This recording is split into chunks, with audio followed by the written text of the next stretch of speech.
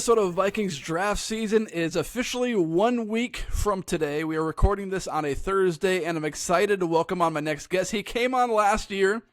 His name is Luke Yeager. Luke, I appreciate you taking the time to join the podcast today. Oh, heck yeah. Thanks for having me. It was fun last time. Oh, man, we got fired up. We were yelling at each other. No, just kidding. No, Luke and I, we go way back to my wife knowing Luke, and so that's how we got introduced. But he's in Arizona. I'm in Minnesota. And I first must admit something. So I'm a producer for iHeartRadio, everybody that's listening if you don't know or watching. And one of my biggest pet peeves is like when someone says, hey, I'll be on the recording at 1:30 Central Time. Okay, I'm ready. I'm ready to hit the record button. I'm ready to do what I got to do as a producer to get this thing recorded, edited, published, and produced, yada, yada, yada. Well, I tell Luke 1:30 Central Time. He agrees to it. He texts me at 1:29 saying, I'm jumping on. And I text him at 1:30 saying, perfect. I'm jumping on right now, too. As I jump on, my computer doesn't recognize my microphone or the camera pointing directly at me right now. So the only way to get that thing to get fixed is to restart the whole thing. Praise Jesus, there wasn't a software update that automatically did what it did for 2 hours and 15 minutes while the computer was restarting. So Luke, if you just want to take a moment and just yell at me, call me whatever you want, say bombaric things towards the camera just to vent and get things off your chest. The floor is yours.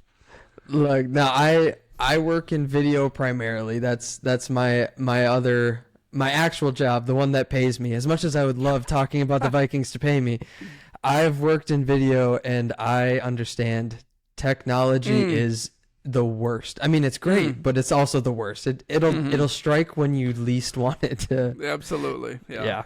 It's one of those things, man. So what's it like being a Vikings fan in Arizona before we dive into the NFL draft situations? You know, it's not Arizona's kind of a weird spot because nobody's really from Arizona. You know, it's one of those places kind of like Vegas. Nobody's really from Vegas. Everybody moves there. So we've got LA fans, a ton of Seattle fans, ton of Denver fans, and a ton of Minnesota fans. And then, I mean, obviously the Cardinal fan base is good too, but it's not. But not really. They're all adopted fans. So if they're not really from Arizona, Exactly. Are they adopted fans? Is that what they are? Kinda, I guess. I mean, I think it's just if you've lived here long enough, or like so many people may have been born in Arizona, but because their parents moved from somewhere else, their families are Packers fans, their families are whatever. So I would say the Cardinal fans are the ones that were born here and their parents probably didn't care that much about football. That's probably it. Yeah. Well, there's a lot to get to on this pod, but a little introduction to Luke. Follow the Relegation League podcast on TikTok, on Twitter. You can watch them on YouTube. They post to all the Apple, Spotify. That's their podcast. It's special fantasy football podcast. Very cool setup, ownership, lots of fun, different things that you don't see in lots of fantasy football leagues. So go check out that podcast right now for some great fantasy football action. All right, so the NFL draft is officially 1 week from today, Luke. And Minnesota Vikings, there's rumors happening every day where like, oh, they're trading up to 3. Oh, they're trading to 4. Oh, they might stay at 23. Oh, well, now they might get jumped by the Giants.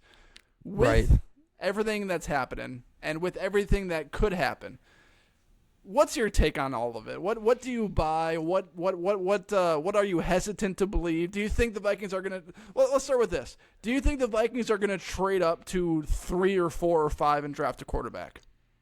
I think they want to. I think every move they've made shows that they want to. But at the end of the day, what they do comes down to what their trade partners are willing to give. They can only move up as high as somebody says yes to. I mean, like if the Cardinals say, you know what, I know you can give us a bigger offer, but we still want one of the top 2 wide receivers, so we're going to trade with the Giants, move back 2 spots, gain a little less extra capital, still more extra capital than what they currently have, and take Neighbors instead of Harrison or something like that.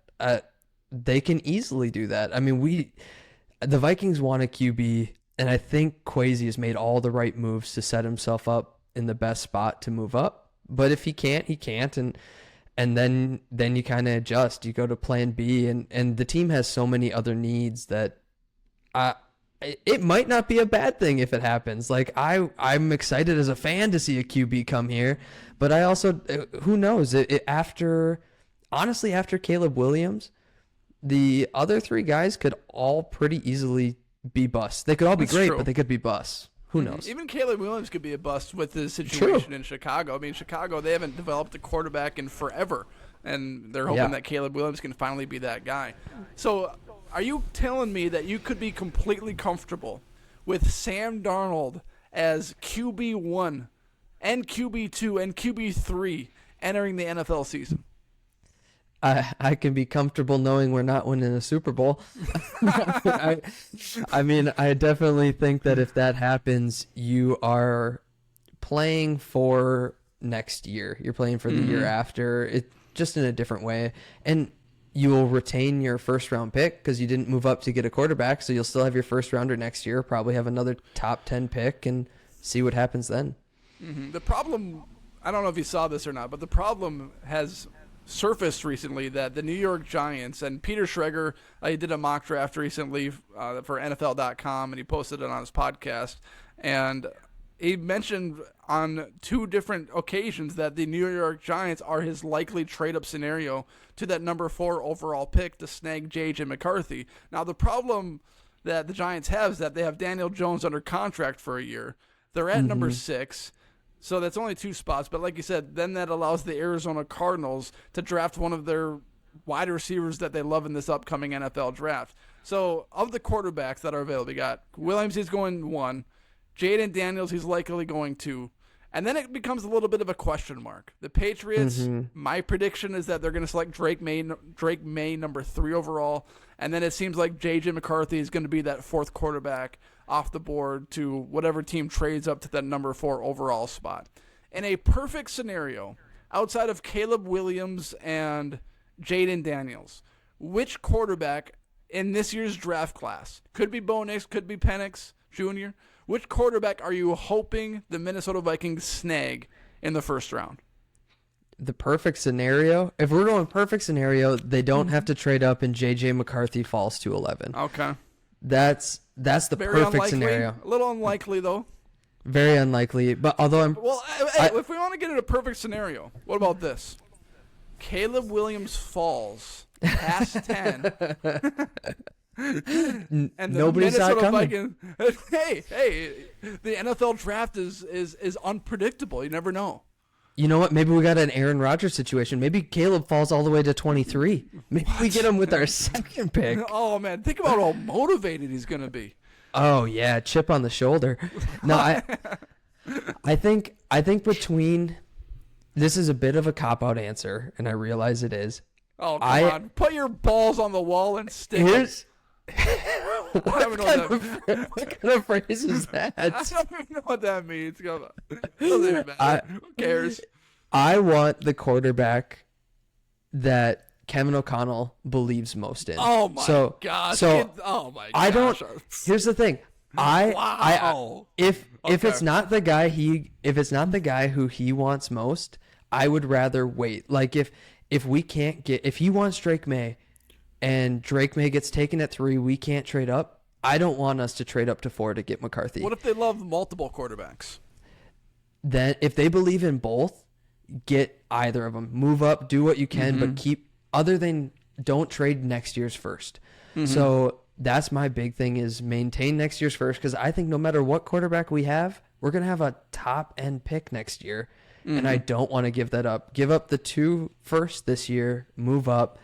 I think I like McCarthy more, but I'm not an NFL scout. I haven't watched too close. Well, you're host of the Relegation Fantasy Football League podcast. What more do you need? Yeah, I love fantasy football. I don't watch much college tape.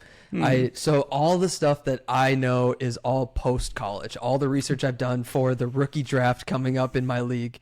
The thing that scares me a bit about May is his inability to seem to throw on the run, to make things happen when things break down. He seems a bit too much like a Kirk Cousins to me, whereas I think McCarthy might have a bit more.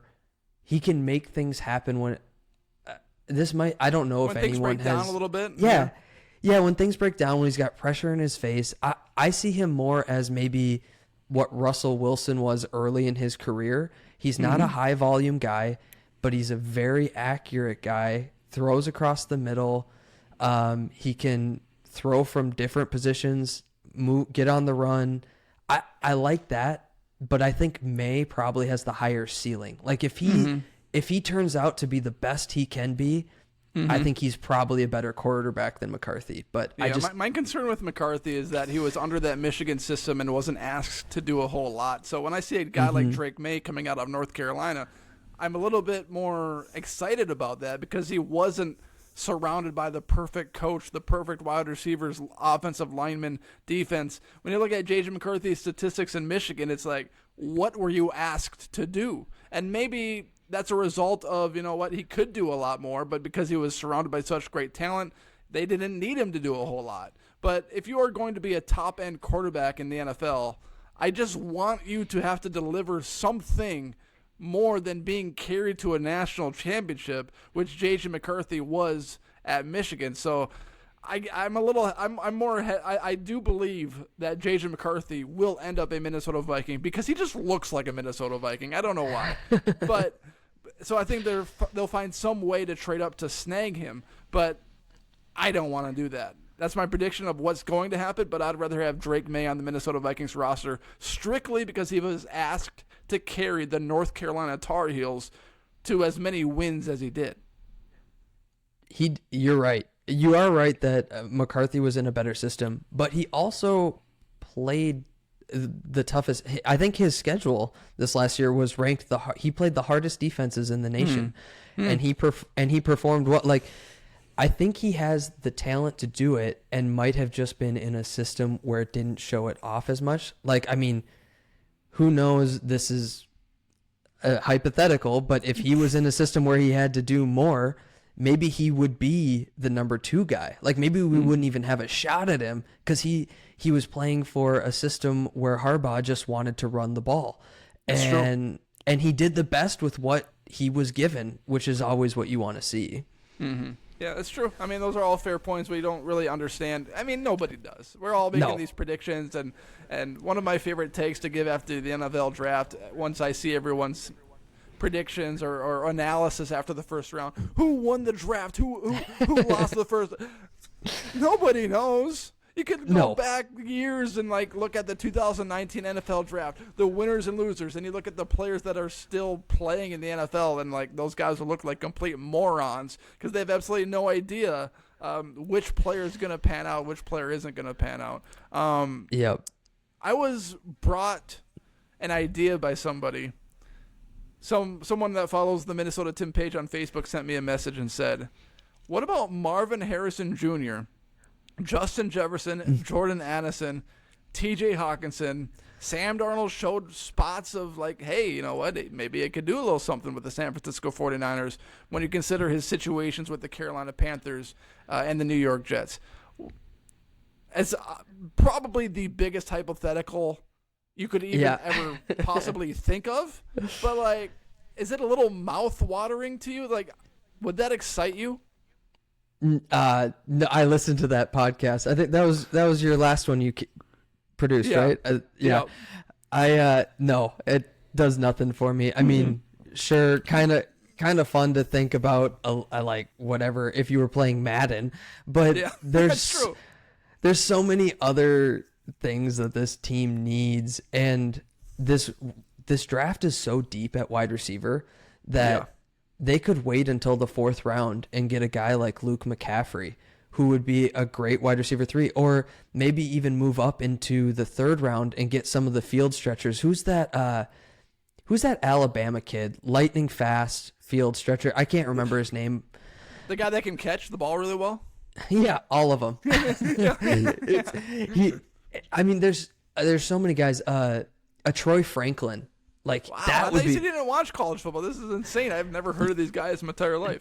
So Troy Franklin, he's You're a the beast. Oregon kid. No, I'm not a beast. This is, again, I start researching for my rookie draft, knowing who. So ask me a middle linebacker in this draft. I couldn't tell you anything. Ask me somebody who had. I don't think I could name a player outside of the 4 quarterbacks and 2 wide receivers going in this NFL draft.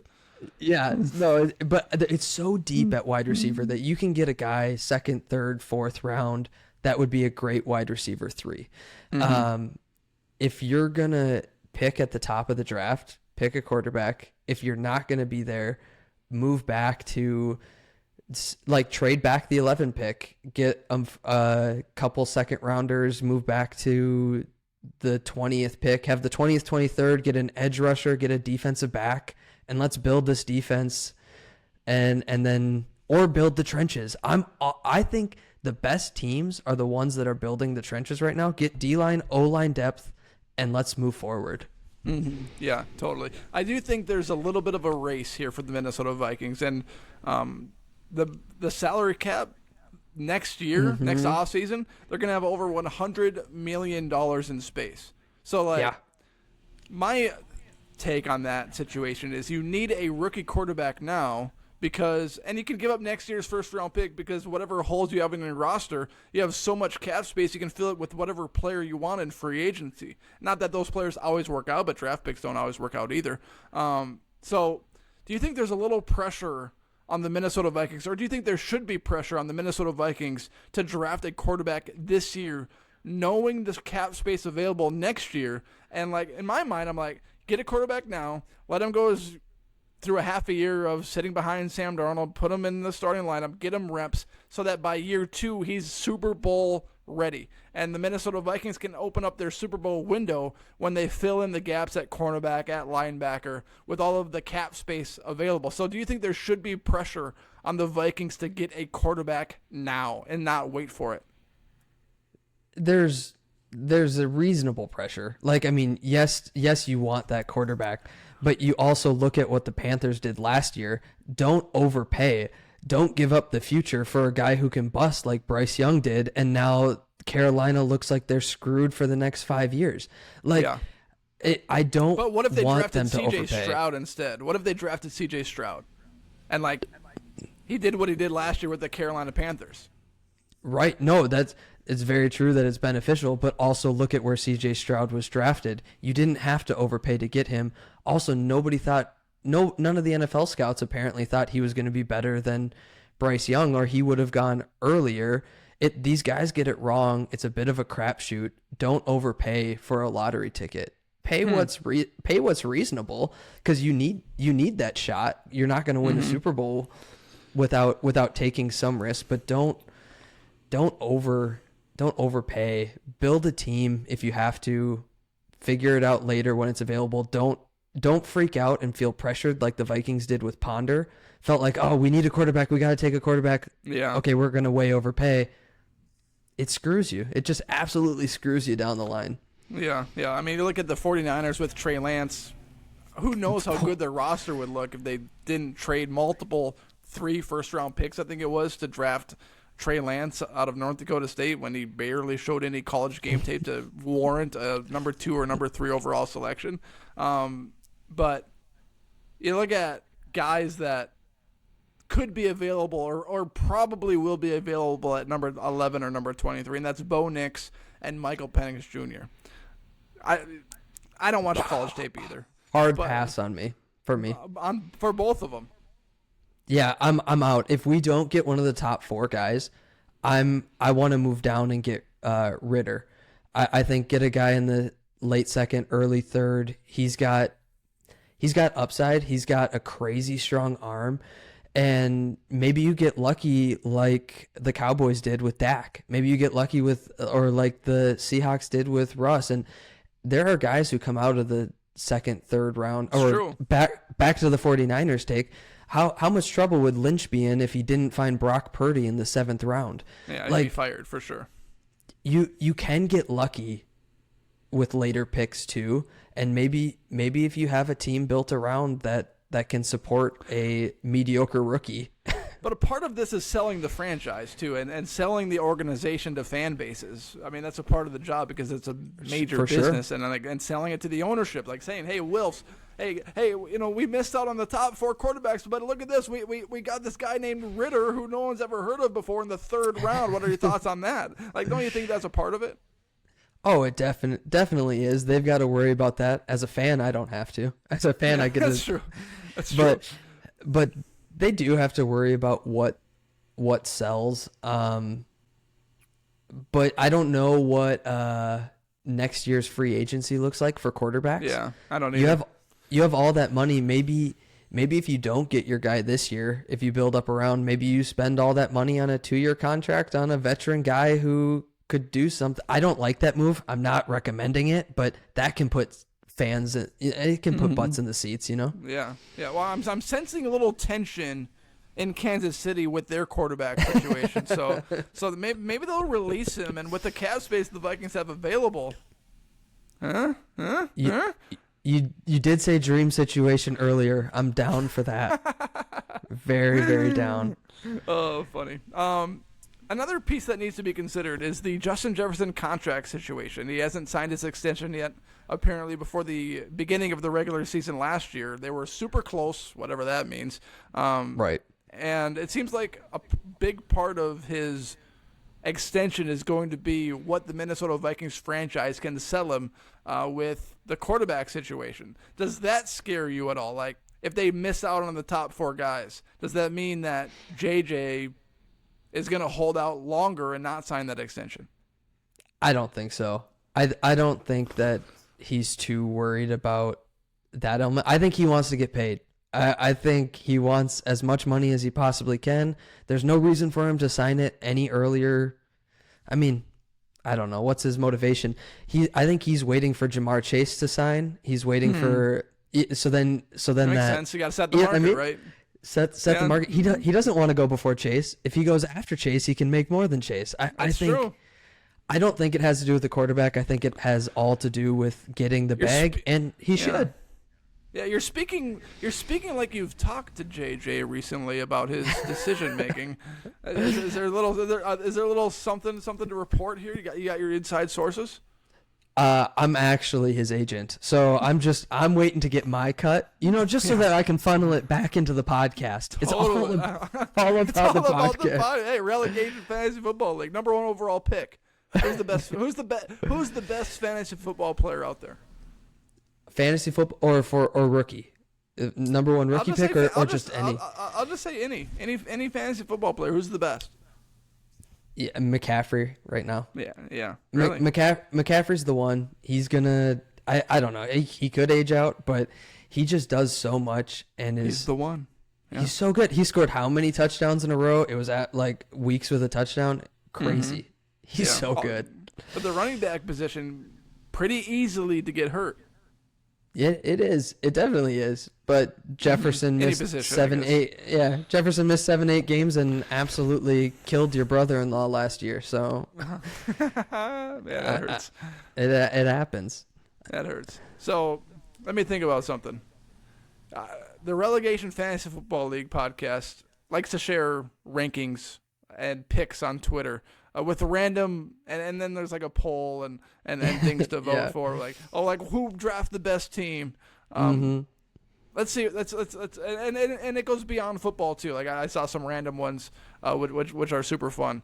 Okay, I got a couple selections for you to pick from. All right. Team #1. McDonald's French fries. Arby's shake. Hurricane Cane's chicken. Oh. And a Dairy Queen Blizzard. Okay? That's team #1.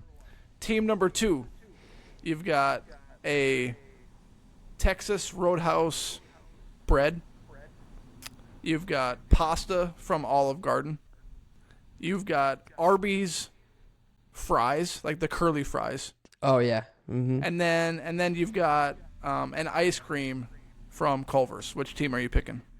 Oh my gosh, that's not even close. The second one all the way. One, really? What gives you the nod? What gives you the nod?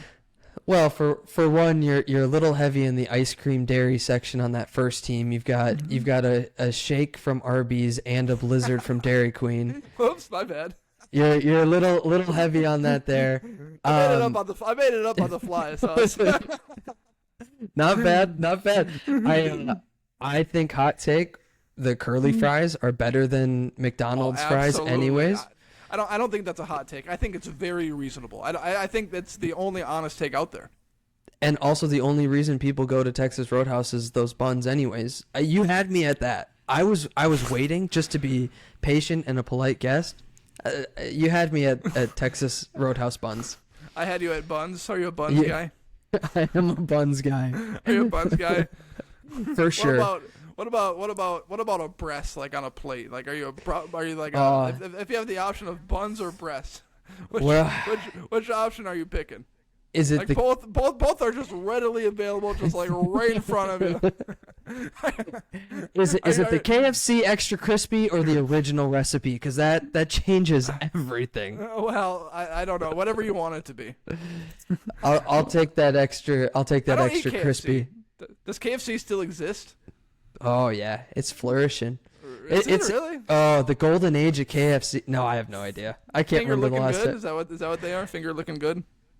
Delicious. Yeah. Yeah. No, I can't remember the last time I went to KFC. Man, it's like them and Burger King. How do those two restaurants survive? I feel like I never see anybody in Burger King. I love Burger King. No one discusses Burger King as their favorite to-go restaurant. Well, okay, to-go restaurant. What falls in the to-go category? Well, I know. McDonald's, a Culver's, you throw in a burger. If there's a McDonald's, a Culver's, a Burger King, and like a Chipotle, who's stopping at Burger King in that joint? Nobody. See, that's where I was wondering. Do you throw Chipotle in? Because I don't consider Chipotle a part of that group. It feels so different to me. Because of the long lines, or what? You go in. They don't really have a drive-through. I feel like that's a major issue. But of those other ones you named, I would take Burger King out of all those, out of the Wendy's, McDonald's, Wow. the ones that get and Culver's. Burger King's my favorite of those. The ones that get tough is when you include Taco Bell. That throws some, or Arby's, throws some issues in. The big question that will determine the amount of respect. I already got some respect for you because you picked curly fries over McDonald's, but not even close. It isn't even close. The big question that I have for you that's really going to detail the amount of respect that I have for you is when you order Chipotle. How many scoops of chicken do you put on that bowl, or steak, or whatever kind of meat? I am as cheap as it comes, Tim. I like to call myself frugal. Everyone else says that's not. You're not frugal. You're cheap. You're cheap, Okay. cheap. So I will go with the 1 scoop chicken and double everything else up because that's free. Get as much bang for the buck, and then make my own guac at home because that guac is too expensive. Can't be adding that on. That guac is expensive. You're not lying there. It's ridiculous. But the good thing is that when you make all that money and you pour it into the podcast because of your Justin Jefferson's agent, when you pour that into the podcast, then the podcast makes a bunch of money. Oh yeah. Then can you pour that into a Chipotle bowl? Like, do you have to be JJ's contract into the podcast, into a bunch of money from the podcast, and then into a Chipotle bowl? I'll have to get a financial advisor first. He'll have to let me know. I don't want to make that core mistake that so many guys. I don't want to be the Adrian Peterson. You know what I mean? At 40, still trying to work. I'm gonna let my financial advisor tell me, can I afford that guacamole? Well, did you know that AP still thinks he could be a good running back in the NFL? Did you see that? He still thinks he's fit enough to do it. I did. I did see that. He said his body's never felt so good. Oh yeah, I mean he's way ahead of schedule on whatever injury that he had surgery on. He's never looked better. His workout tapes are incredible. everything every person not on a team says. Speaking of Luke Yeager, entering the fantasy football season, do you feel like your mind is as sharp as it's ever been? Oh, you know what? When it comes to fantasy football, no. I I wish it was. I definitely have. I put more time into this league than I have any other league, but only because of the podcast and more of the fun commissioner side stuff of it. Sure. I would say that I don't feel like I know as much as I thought I knew. Maybe end of high school, early college when I had And no job. You're probably winning more games when that happens. Knowing more doesn't necessarily help. It's like the March Madness bracket and fantasy football scenario, where the person that doesn't know picks off a team based on colors or picks a player because they like their last name, probably has just as good as a chance. It's probably very accurate. But I definitely felt like I knew more when all that I had to do, I had no work, had no, like, school was I was an art major, Tim. All I had to do was draw and listen to fantasy football podcasts. It was great. So that's probably when I felt the most confident in what was coming up the next season. Right now, I feel like an old man when I am going back and checking some of this stuff and realizing, oh, some of my favorite players are 30-31 and they don't matter in this league anymore. I feel old. Oh man, as you should. Yeah. You look good. You look good though. You look good. By the way, thank you. When you're talking about KFC, that extra crispy something, was that related to the breast or buns? I couldn't quite. Oh no, breast. Full breast guy. Yeah, well. If it's not the extra crispy, then I'm a buns guy. If it is the extra crispy, I'm a breast guy. Okay. Sounds good. Okay, that's good to know. Well, I don't know. Is there any questions you want to ask me? Because basically, I'm done.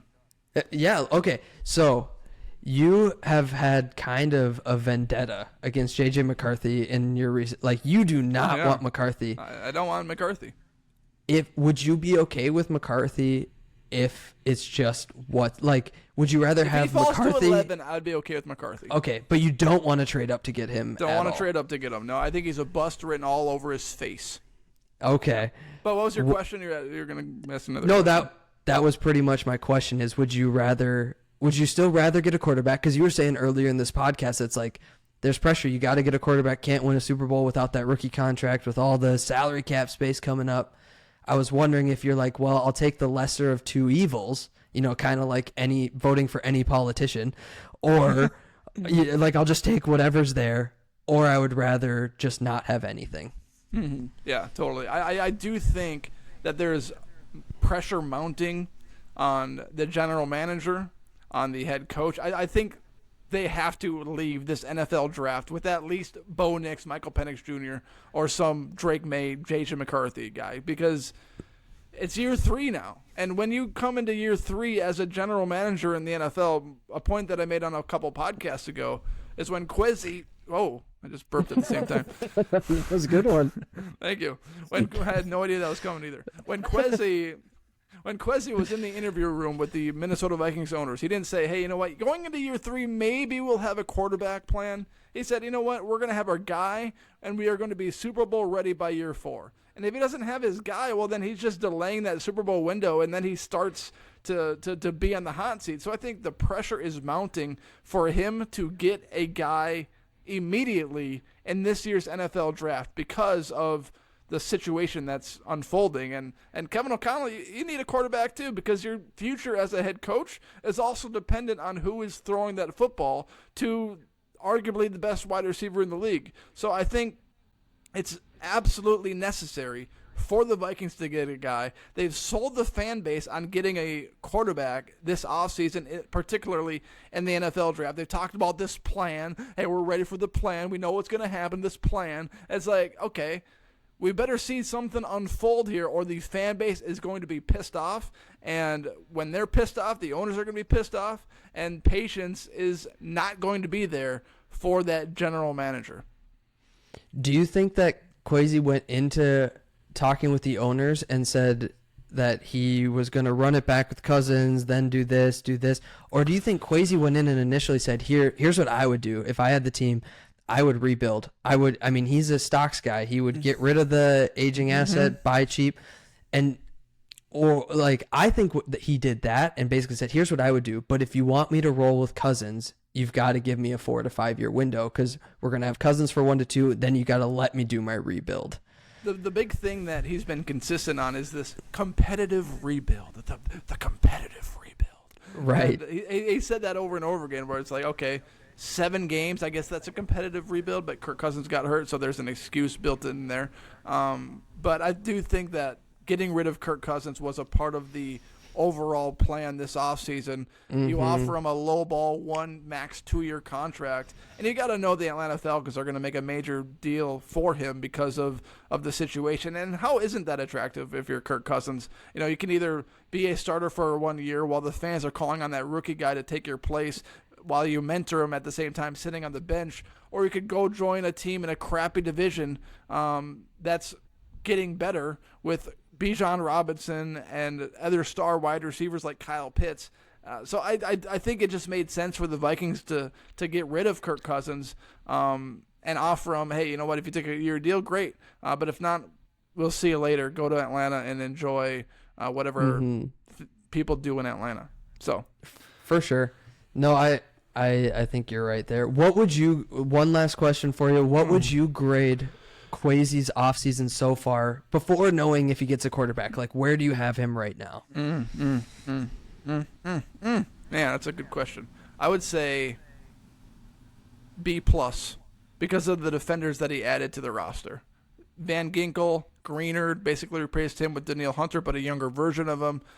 Shored up the linebacker situation, which is also why I think you need to get a quarterback. You got the defense figured out. You got Brian Flores' pieces to not get blown out by Jake Browning or Jared Goff or Jordan Love to be competitive with these high explosive offensive teams. Now go get your guy because now the team is ready.